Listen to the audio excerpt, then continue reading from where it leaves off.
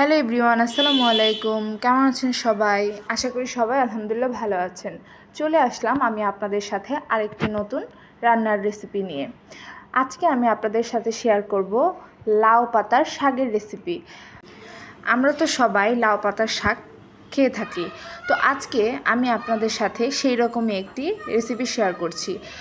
তো চলুন তাহলে রান্নায় যাওয়া যাক। তো প্রথমেই গাছ থেকে অনেকগুলো লাউ পাতার শাক আমার মা তুলে নিয়ে এসেছে। তো এগুলোকে এখন সুন্দর করে বেছে নিতে হবে। অনেক সময় শাকের ভেতরে পাতার মধ্যে অনেক ছোট ছোট পোকা থাকে, যেগুলো ভালোভাবে না দেখলে আমরা খেয়ে ফেলতে পারি, ওগুলো আমাদের পেটে চলে যেতে পারে। তো আমার আম্মু খুব ভালোভাবে বেছে বেছে সেই লাউ পাতার শাকগুলো বেছে নিল।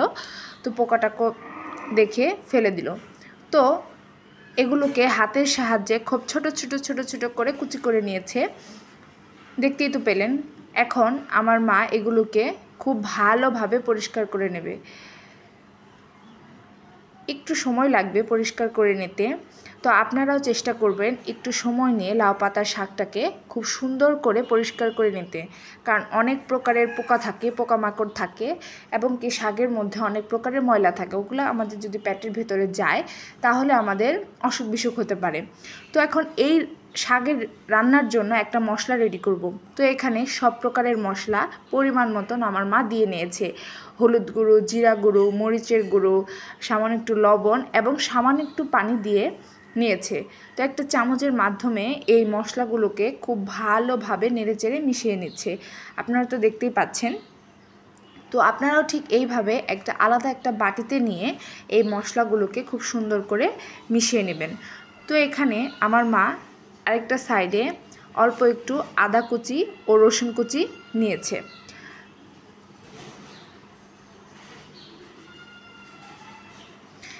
আমার মা এক হাতে রান্না করছে আর এক হাতে ফোন ধরে রেখেছিল, তো এর জন্য মাঝে মাঝে ভিডিওটা অনেকটা কাপা কাপা হয়েছে, প্লিজ আপনারা কিছু মনে করবেন না। তো ওই মশলার ভেতরে আমার মা শাকগুলো দিয়ে, শাক পাতাগুলোকে দিয়ে সুন্দরভাবে মিক্স করে নিয়েছে। তো আপনারাও ঠিক সেমভাবে সেম প্রসেসে করবেন। তো চুলাতে চলে গেলাম। চুলাতে যাওয়ার পরে কড়াই বসিয়ে দিয়ে সামান্য পরিমাণ তেল দিয়ে নিয়েছি।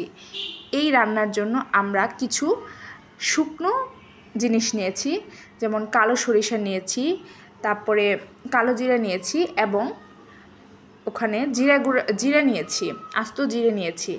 তো প্রথমে এই তেলের ভেতরে আমরা আদা রসুন কুচিটা দিয়ে দিলাম, এরপর শুকনো মশলাগুলো দিয়ে দিলাম, তারপরে পরিমাণ মতন কাঁচামরিচ কুচি, পেঁয়াজ কুচি দিয়ে ভালোভাবে নেড়েচেড়ে একটু লাল লাল করে নিয়েছি। যখন দেখবেন এরকম লাল হয়ে এসেছে, ঠিক ওই পর্যায়ে আগে থেকে তৈরি করে রাখা যে শাক পাতাগুলোকে আমরা মশলার মাধ্যমে মেখে নিয়েছিলাম, সেই শাক পাতাগুলোকে এই পর্যায়ে আমরা কড়াইতে দিয়ে দেব। কড়াইতে দিয়ে কিছুক্ষণ মশলাগুলোর সাথে, ভাজা মশলাগুলোর সাথে মিশিয়ে নেব। দেখবেন এভাবে নাড়তে নাড়তে একটা সময় লাউ পাতাগুলো সিদ্ধ হয়ে যাবে। অনেকটুকু পাতা ছিল, তো দেখতেই পেয়েছেন তো পাতাগুলো কি পরিমাণ কমে গিয়েছে, অনেক অল্প একটু হয়েছে। তো এখানে সিদ্ধ হওয়ার জন্য সামান্য পরিমাণ পানি দিয়ে নিয়েছে, ঢাকনা দিয়ে ঢেকে দিয়েছিল। তো এখন ঢাকনা খুলে দেখছি কি পরিমাণ সিদ্ধ হয়েছে। তো আমার মা কিন্তু লাকড়ির চুলাতে রান্না করছে। লাকড়ির চুলার রান্না কিন্তু খেতে আলাদা রকম একটা টেস্ট লাগে। তো এর জন্যই হয়তো এই শাকটা আমাদের খেতে অনেক বেশি ভালো লেগেছে। তো এখনই হচ্ছে মেন জিনিসটা, যেটা হচ্ছে কাসন্দ। এই গ্রীষ্মকালে আমের সিজনে এই কাসন্দটা সবার বাড়িতে থাকে। তো এটাই হচ্ছে এই শাকের আসল একটা মজা, একটা ভিন্ন রকম একটা জিনিস। তো এখানে আমার মা 1 চামচের মতন কাসন্দ দিয়েছে।